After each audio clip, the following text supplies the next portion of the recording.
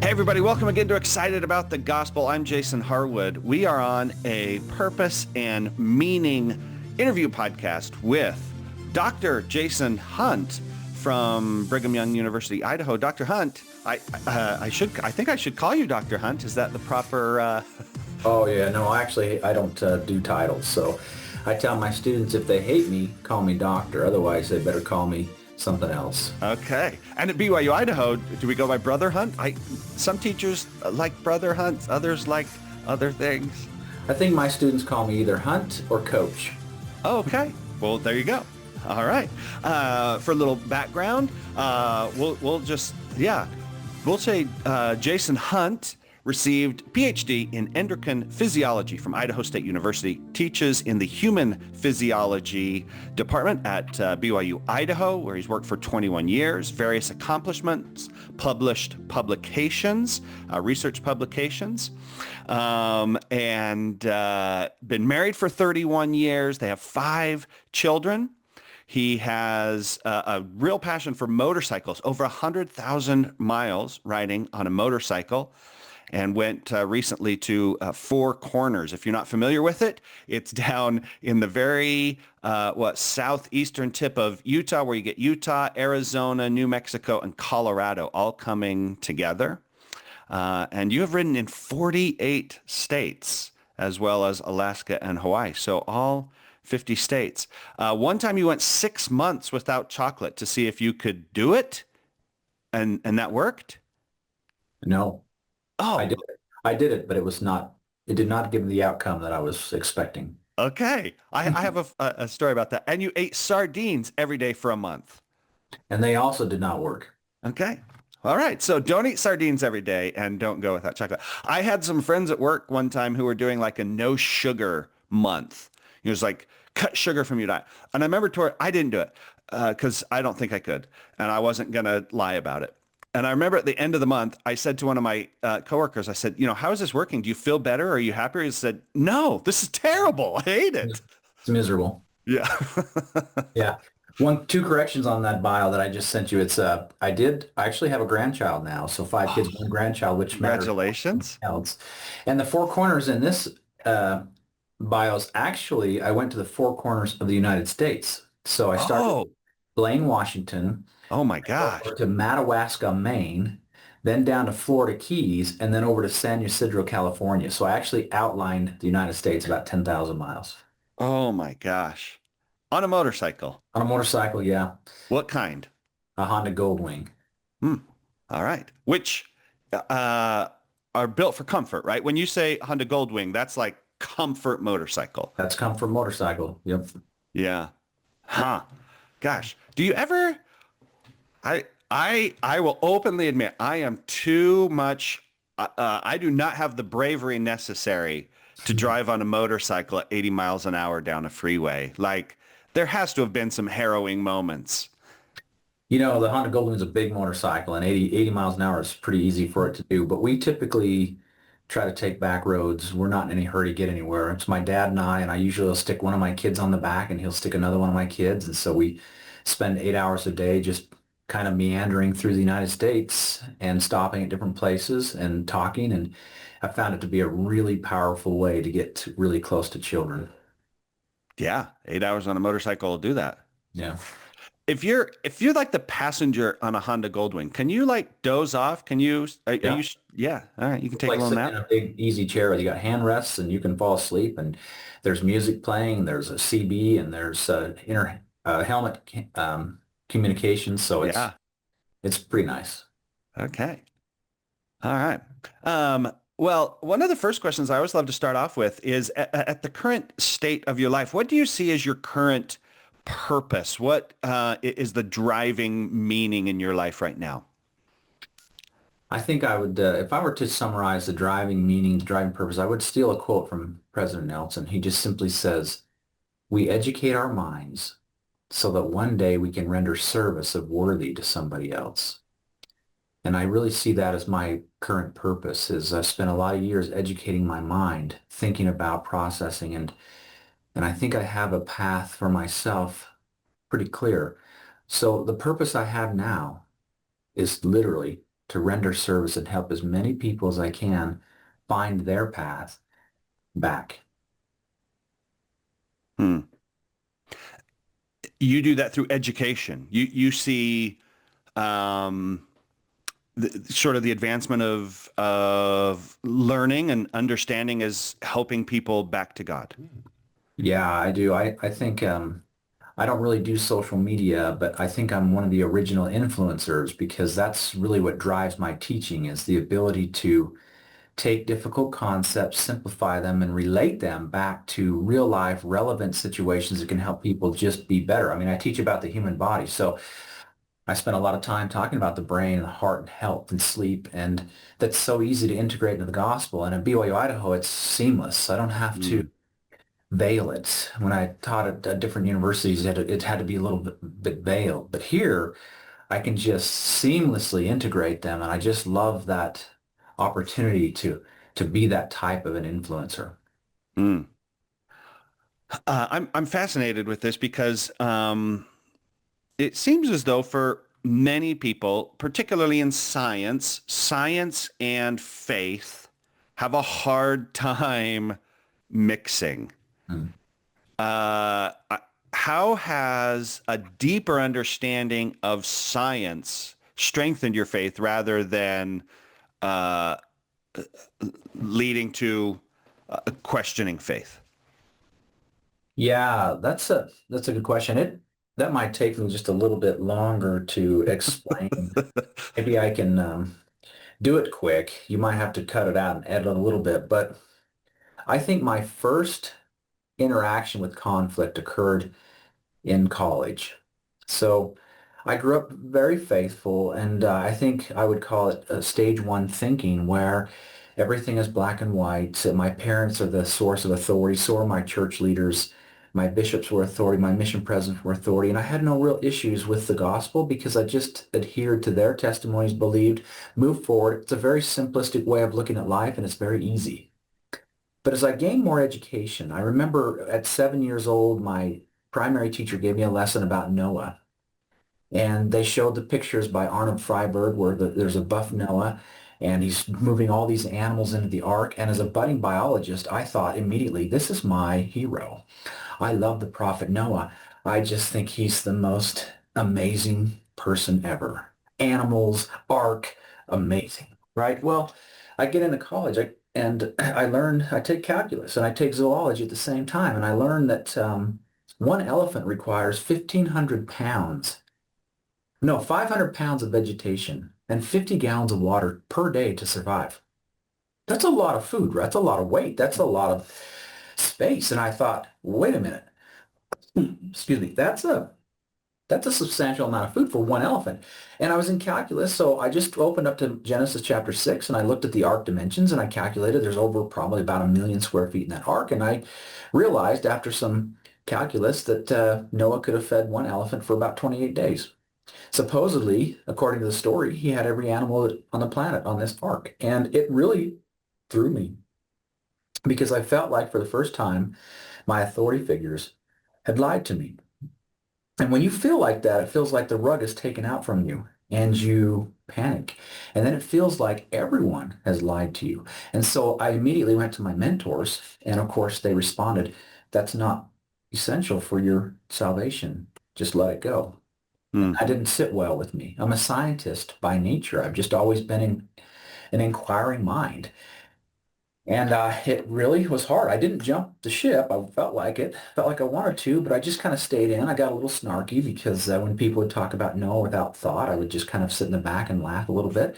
I found some friends of mine to be more accepting, and that's what happens. But these are normal transitions in your faith. So Hmm. stage one is dualism. It's black and white. It's authority has the truth. And then when you move out of that, because typically an authority figure lets you down, and it's going to happen in your life, you're going to get close to somebody, they're not going to be perfect.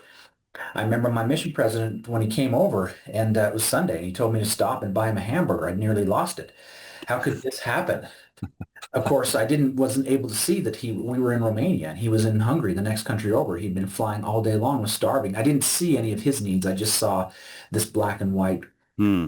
rules, right? But I moved out of that transition and an interesting shift. I went from really rigid to very liberal, overly liberal, where everything was true and everybody's truth and my friends were Mm, true. Authority didn't know what they were talking about. It's this shift, right?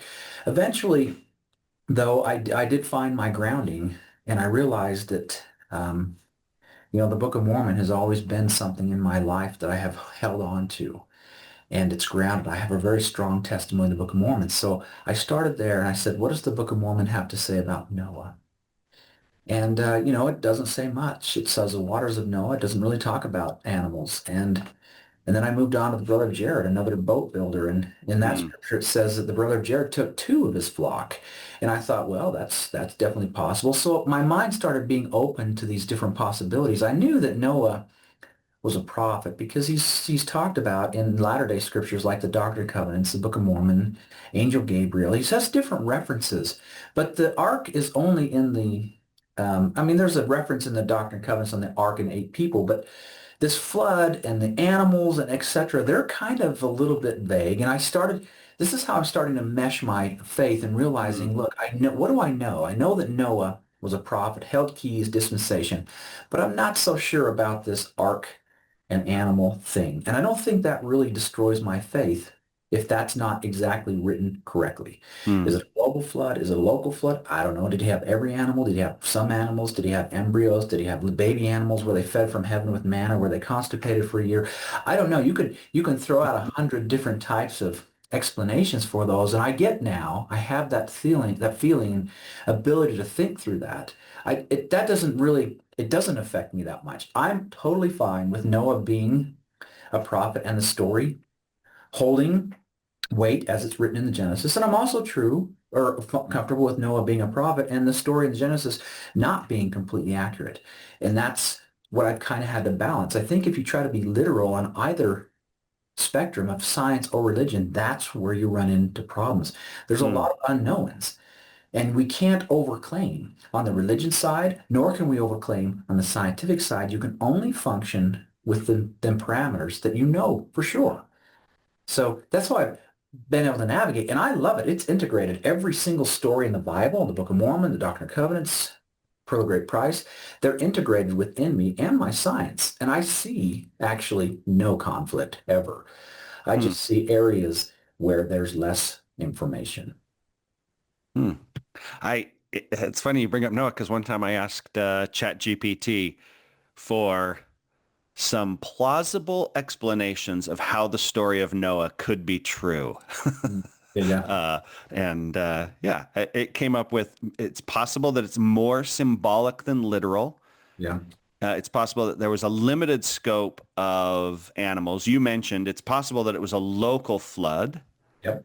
and then it came up with miraculous intervention that somehow, I mean, you wouldn't think the same with the children of Israel. How did the children of Israel how did they have food from Egypt 40 years through the wilderness? Well, God just landed some manna every morning for them. Yeah, and I'm fine. That's so I actually don't see conflict. People say there's conflict between religion and science, and I think the only time there's conflict is if you're unwilling if you're too literal and you believe things as written without evidence. It's a weird viewpoint. You can't do that in science and you can't do that with religion. You have to just stay with what you know. So yeah, I love all those explanations that the chatbot gave you. Yeah, amen. We don't know, but it doesn't affect my faith because the Book of Mormon is a keystone. And we say in our Doctrine and Covenants that the Bible is as far as it's translated correctly. So I'm fine with taking things symbolic. In fact, I feel it's safer to read scriptures symbolically than literally. Mm-hmm. You mentioned sort of that swing from very rigid to very liberal. Did that include any level questioning of your faith, or was it just living your faith in sort of a more everything's okay, everything's true type mindset? No, when you do these swings, you question everything. I felt my own faith was in jeopardy, but I had some good examples in my life. I mean, I loved Elder Oaks, very smart, and I just couldn't see him not understanding some of the things that I was struggling with. I just like, no, these apostles, I leaned on them. I Mm-hmm. listened to their talks and I thought, these are very intelligent human beings that are still in this faith. So there must be something that I'm not seeing or understanding. So as Elder, I can't remember, Ballard would say, I stayed in the boat. Mm-hmm. Wasn't Mm-hmm. comfortable all the time, but I stayed in the boat. My parents were great examples of testimony, strong, stalwart. I couldn't just deny them. I couldn't deny the apostles. And I had some really unique personal experiences on my mission and throughout my life I couldn't deny. I just didn't understand some of my faith crises. I couldn't explain them initially because my thinking had become a little bit rigid and clouded. And then when you shift like that, you just forego everything. You just, I don't Mm-hmm. even know what's true anymore, so I just got to accept everything. But gradually, I migrated back to where I think I've found the balance now between the rigid obedience and this more liberal views. I think that's what Jesus did too. I mean, the Jews, rigid, wow. But then Mm-hmm. you give Mm-hmm. this gospel to the Greeks, not rigid. And so you've got to balance this, and that's what they're always doing. And Peter's struggling with that. Like, well, now I can eat meat of everything. What are you talking about? And it's this hard balance between being very rigid, and then very open. But I think the balance is right there. And that's where I'm striving to be, is in that middle Mm-hmm. ground where I'm not extreme in either case. Yeah. It is interesting to read the New Testament, how much Paul writes about eating meat. And you're like, what is going Oh, on? Paul. Like, Yeah, good uh, catch, Paul, not Peter. Yeah, yeah, same well, thing. Peter has that vision. He has that Yeah, vision where all the unclean beasts come down, and it is the vision that yeah, was, yeah, take the gospel to the Gentiles. So you're correct there. That he's like, wait, no, I've never touched unclean meat. I've never touched unclean food. yeah. But yeah, later in the writings of Paul, he talks a lot about if eating meat offends your brother, just don't touch it. But yeah. Yeah. And I've learned now as I get older that the gospel of Jesus Christ really is, as Elder Bednar would say, three things: doctrines, principles, and applications. So Mm, the applications change. You can be a little bit free there and understand. I mean, you can be obedient if they're prophetic applications, and then you can be very personalized if they're personal applications, but understand those are not doctrines. They're subject to change. The doctrines, though, we don't budge. Those are where we be rigid. Those are the mhm, marriage on eternal families, and marriage doctrines, and temples, and Book of Mormon. Those core areas of the testimony. Those are the doctrines that we adhere to. But a lot of applications, they're changing all the time. President Nelson's swapping, changing, modifying. That's fine. I don't know why that throws anybody. That's the objective: is we grow and increase in knowledge. We change requirements, and those are just mhm. they've always been that way. Applications, word of wisdom, applications, and it's probably subject to change here pretty soon, I imagine. But I don't know. Who knows? But right now, because it's still prophetic, yeah, It's fascinating to me. I'm reading through, as we're studying Doctrine and Covenants this year, I'm rereading through a biography of Joseph Smith. And by 1833, so just 3 years into the church, you have groups of members who are starting to break off because Joseph is revealing stuff that's like, they don't really like, and they want to return to traditionalists. I mean, we're 3 years into the church and you already have people saying, nope, we're going back to the way it used to be. yeah, We're not in with this new revelation thing. yeah, And so it has always been, I guess, a part of we believe we believe yeah. that God will yet reveal many great and important things pertaining to And the it's kingdom of God. and we're not immune to it now. I find it fascinating that you mentioned that. Like the word of wisdom is it's just so fascinating to me because as a scientist, word of wisdom, I've been struggling with this for years. Like they asked me on the temple recommend, do you obey? And then they added this little confusing part, and understand the word of wisdom. I'm like, oh, great. So I just when my state president asked me that for interviews, I'm like, I actually don't. And that always surprises them. Like, what? You don't obey? Well, I do, as far as I understand, but I'm not exactly sure I understand. And it actually took me till I don't know, maybe a year ago, it finally dawned on me that the Doctrine and Covenants section 89 technically is not our word of wisdom. And I said that before, and it just causes people to have these first level thinkers, dualism, panic whenever I say that. Like, oh my gosh, what is wrong with this guy? But look, the Doctrine and Covenants section 89, verse 2 says, this is not given by way of commandment. That throws everybody right there. Like, whoa. But if you look into it, and this is just something I discovered, so it's an opportunity. But in 1922, Heber J. Grant is the one that took Hmm. elements from Doctrine and Covenants, Section 89, elements, alcohol, coffee, tea, green tea, black tea was very specific, and put them as part of the temple recommend. That has become then the core of the word wisdom. And then, as of 2021, the handbook added this very specific word of wisdom where it says no e-vaping, no e-cigarettes, no black tea, no green tea, no coffee of any kind, no coffee containing compounds, no alcohol. So that is our word of wisdom. It's not Doctrine and Covenants Section 89. So I was always confused about that because I kept saying, well, Doctrine and Covenants Section 89 says eat meat sparingly except for in times of winter and grains, and it's so confusing.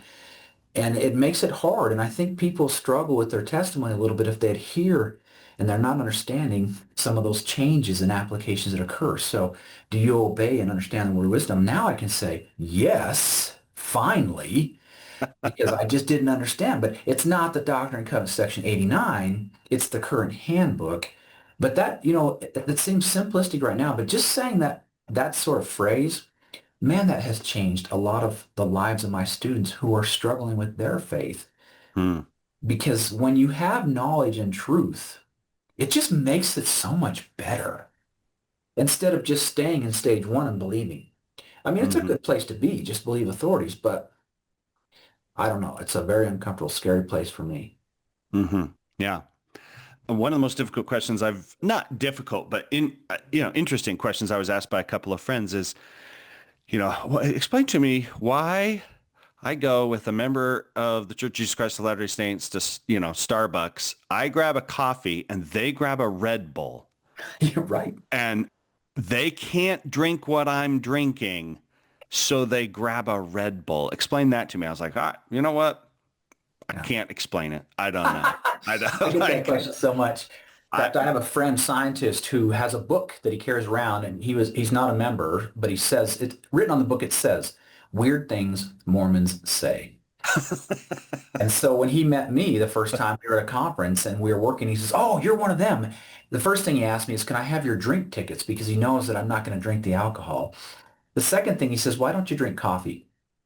And I'll tell you what I said, but before his book has the funniest things in there because you're just what you said. Sometimes it says, "Well, we don't drink coffee." He's had members say, "We don't drink coffee because it's got an addictive substance. It's got caffeine."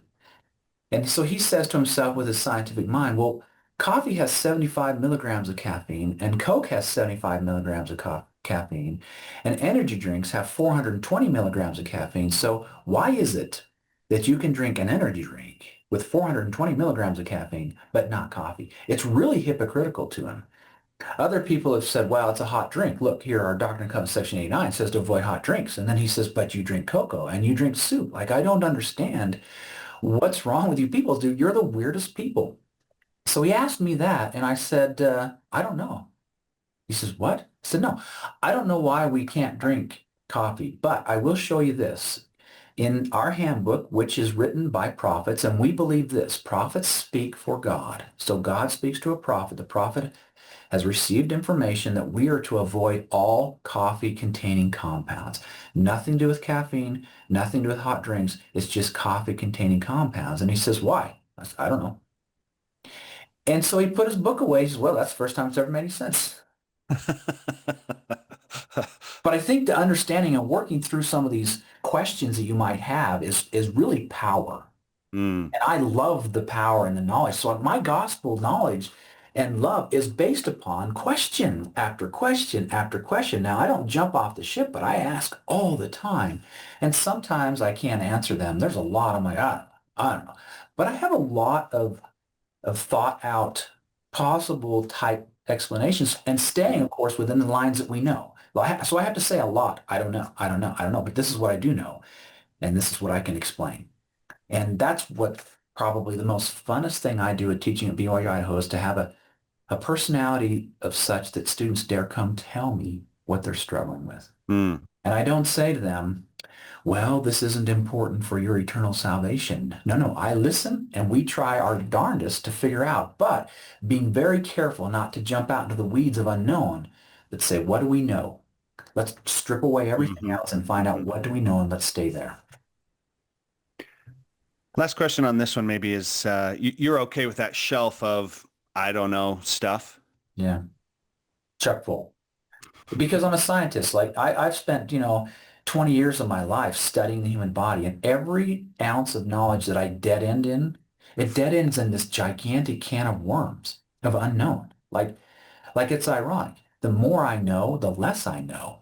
Mm, And so religion to me doesn't even bother me. The more I know, the less I know. It doesn't even bother me. That's the world I live into is ambiguity, unknown, and change. So I have changed the way I teach certain things over the last 20 years because I was wrong. It's science. I was working with the knowledge I had. We discovered new things. We changed it. I have to modify. Religion's no different. I love that God allows me to do that, mm, to work with these little pieces, work the best I can, get more information revealed and be like, oh, well, shoot, I have to change. If you're not willing to change, that's a pride thing. And science will tell you, a true scientist understands you're going to be wrong a lot. And you should be excited when you're proven wrong because that's new information and you think, oh, well, I've got to change. yeah. Interesting to think through how current members of Church of Jesus Christ Latter-day Saints deal with change. How amenable are we to ongoing revelation? And, one of the examples, it's probably a poor example, but one of the examples that has come up as it relates to science and learning is, you read the biography of George Washington and how he dies. He goes out, he's riding on his horse, he gets sick, and they bleed him Yeah. because current science at the time was you have something in your blood that's bad. Best thing to do is get that blood out of you. So Yeah. they bleed, literally bleeding is cutting somebody and draining some of their blood, which was probably remarkably unhelpful. Right. Right. Yeah. And definitely not helpful. I mean, it didn't solve the problem And and may have made the problem worse. the amount they took out of George Washington was really astronomical. He kept saying, take more, it's okay," because he believed in it. Yeah. His blood pressure dropped so much that yeah, his kidneys shut down and he died. Yeah. Yeah. And so maybe, I don't know, 200 years from now, maybe people will look at what we do now and think, man, why did they do that? It was yeah, a little archaic. We still do stuff. I can give you example after example of scientific and medical procedures we do currently that really have shown to not be effective. I mean, somebody gets an appendicitis, we take it out. We go in immediately in surgery. But you know that 80% of those can be cured with antibiotics within a week? Huh. But it's just it's not caught on yet, right? That's the fun thing about science is we're always 5 or 6 years behind, and it takes such a long time to shift and train. And there's so much areas it's just hard to keep up. But yeah, we're constantly behind the times, and I don't think that religion is any different. I don't know why it wouldn't be. God allows us to discover with our agency, our scientific knowledge and increasing to become more like him. He's letting us discover religious principles with the scriptures and understanding piece by piece, line upon line. I love the design. Like I'm just going to, so when I get there, I'm going to say, thank you for not telling me.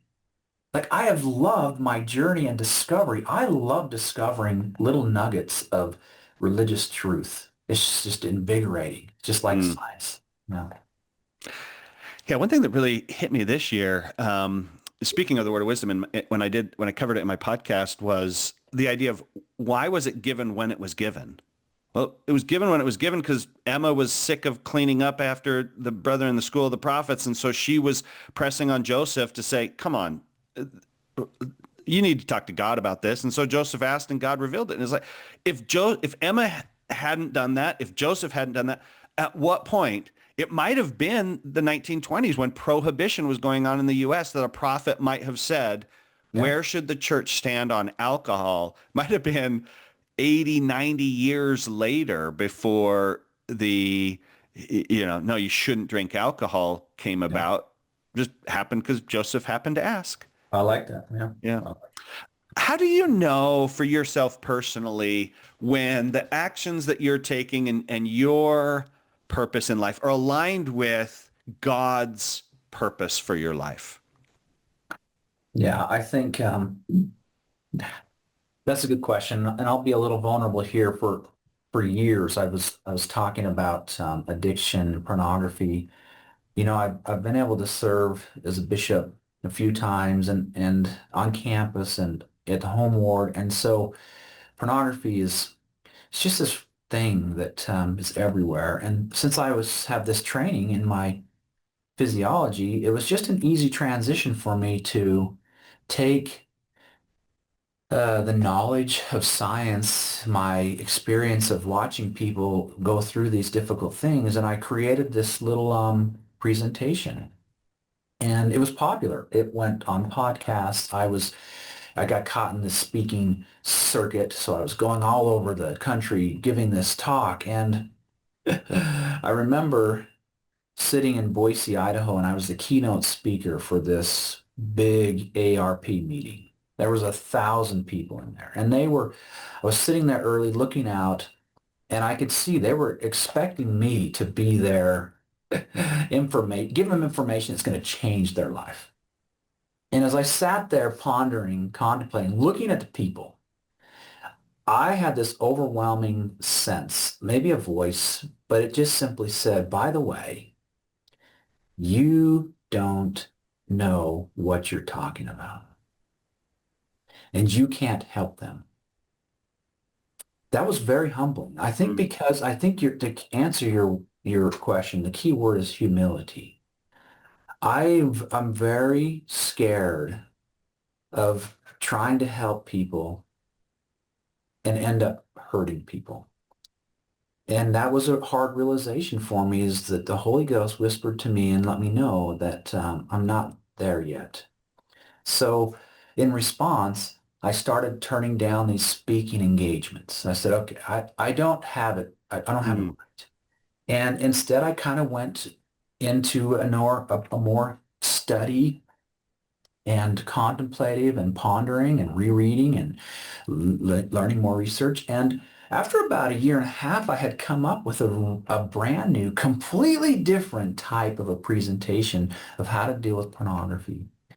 And I said to myself one Sunday morning, early in the morning, said, this feels right. Is this right? I think I'm closer. I think this presentation will help people. And that day, a bishop called me and said, would you like to come speak to my ward about pornography? Yes. The next day, would you like to give a podcast on pornography? Yes. mm, And since then, all of a sudden it's picked up, and it's a different feeling now. And now the response has been different. Before, everybody would say, wow, that was such a good presentation. You're a really good speaker. And they would go out that day and still fall into their same weakness. So like, oh, I'm not helping a single soul here. And this new approach has been more liberating and correct and softer, and it's changed, and I've seen my error. And so I guess the short answer is you have to be humble and understand, just because you have knowledge and understanding and people give you lots of accolades, it does not make you right. And if your true intent really is to help people, you should be constantly thinking about where your errors are. So I have a constant self-reflection. It's not mm, self-deprecation. I'm confident, as you can tell, but I don't want to be arrogant. I want to be confident, but humbly aware.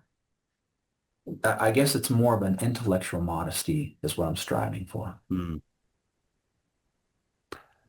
Is there a good place we can go to get your presentation on overcoming pornography if somebody wants to view it? Oh yeah, yeah. There is I think I did a podcast. I used PowerPoint, but we just did a voiceover on the podcast. And they can also go to the YouTube and watch my presentation. But I'll link in this audio version here because I think, again, the purpose here is just to help, right? It's a Hmm. better. I feel like this is closer. Can I say it is the answer? No, but I definitely know it's closer than it was before. And I freely admit that most of us were doing this work were not being correct. And we were Mm. hurting people. And this is a better approach. All right. So I have the link. I will put it in the podcast description. So if you're looking for it. We'll put it in the podcast description there. Thank you for sharing that. Um, as we wrap up, you work with, as you mentioned, many, many young people, young adults Yeah. who are on that process of trying to figure out what's my meaning, what's my purpose, what should my major be, where should I go? When as you're working with them, or if that question comes up, what have you learned that you give as advice on finding your direction in life? Yeah. This is BYU, Idaho. It's a scary place to bring forth a doubt or a question or something you're working through. It's a scary place because ironically, it shouldn't be, but there's a lot of members here and they don't look like they're struggling. And there's testimony born every day by people, which I love. I love that element, but it does sometimes create this, if I'm not fitting in, then I don't dare say anything. So step one is I desperately work very hard to create a culture of acceptance where they can come talk to me. Mm-hmm. And step one is I'm just listening without judgment. I want them to know, I want to hear what you're struggling with. It's okay. I won't judge you. The last thing you can do is bring someone in and immediately correct them. Even when you can see glaringly like, oh yeah, you haven't looked at this or haven't looked at that. Now, step one, we want to create trust and I want them to feel comfortable talking to me. And then second thing is I don't disregard it. I don't care what it is. I don't disregard it. It's they're working through this issue and it needs to be treated as such. And it's important to them. And so it's important to me. And then together I work on it by saying, look, that's awesome. Let's strip down some of your arguments. And again, let's find the core issue you're struggling with. And let's see if we can build from that together. The best thing you can do with somebody is help them discover their own way. I can't give people my way every time because it doesn't work for them. But I have found if I strip down their core issue, that's the trick. Find what the core issue is and start from there from the ground up.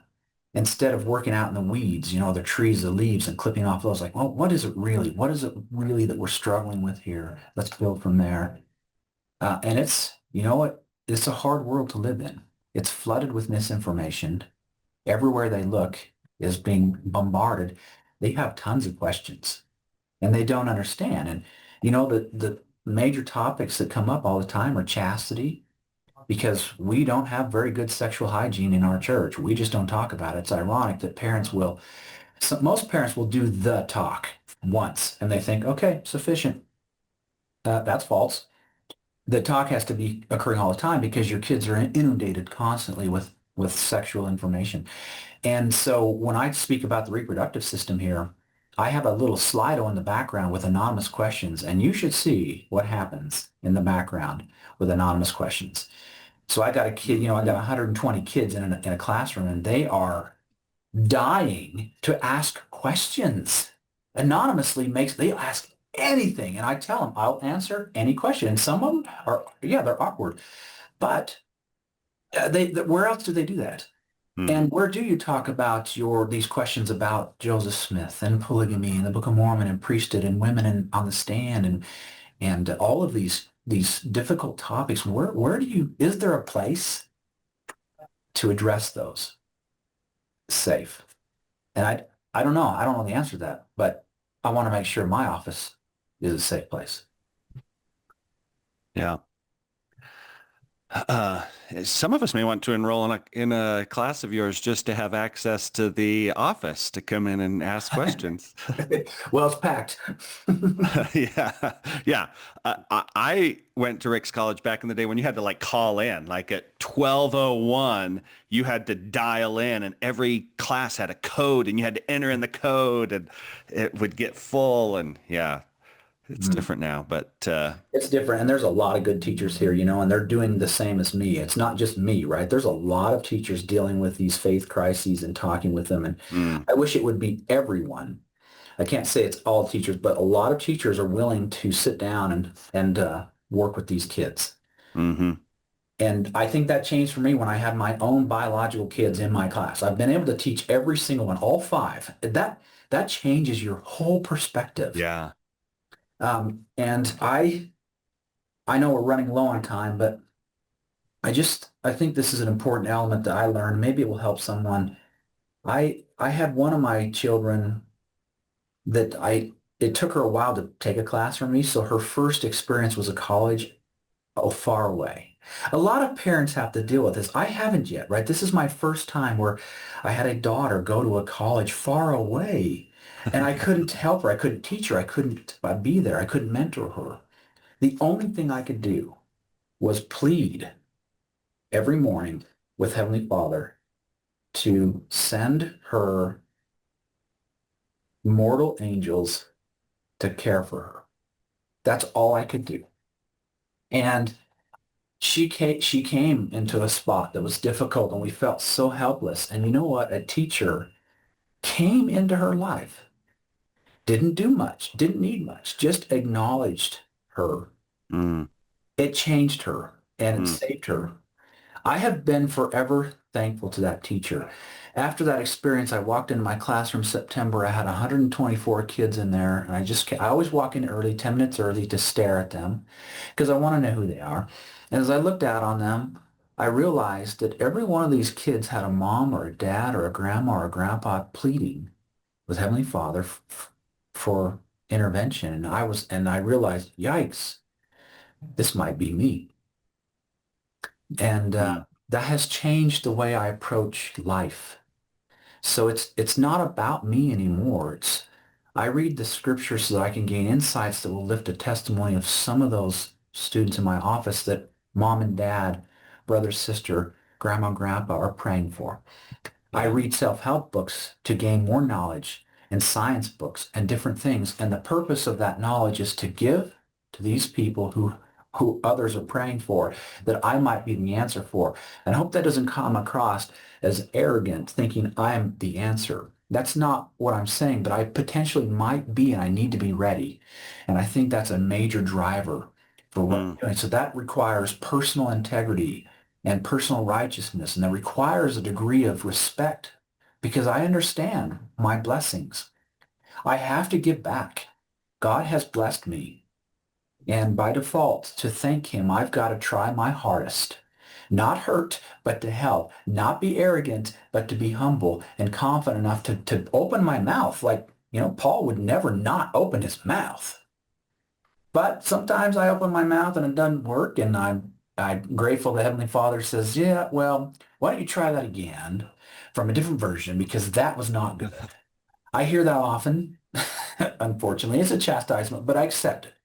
And I'm going to keep moving. And I really do I think I found my purpose and joy is that idea of helping others.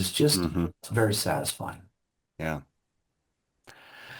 Well, if I pick up some principles there, it's create safety, acknowledge that this is common and normal for questions, and in fact, healthy and positive for Yeah. questions. And then come back to, okay, what do we know? What are the bedrock principles that we know for sure? And move outward from there. Yeah, that's good. You would have been an excellent student. Oh, not in a biology class, I can tell you. Not science was not my thing. Worst grade I ever got in college was introductory, my first semester introductory, I don't know, introductory science class. Worst grade I ever got.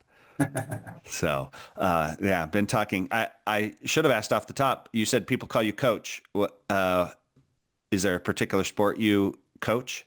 No, I don't. Yeah, I know. I don't coach sports. I played a lot of sports, but I asked why people gravitate towards that. And one girl said to me, because you're like coach. You just have this personality of a coach. So they just use coach. And I like that because I don't like the word doctor. Doctor assumes this like element of I'm better than you. I hate that. I don't accept titles. So they can use Jason if they want, but most of Mm, them can't do that. It's too informal. It doesn't bother me. They use my last name, Hunt. That's fine. They just like to put Coach Hunt on there because I think what that does, and I don't mind it because what it creates it does create this invitation. that, hey, he understands.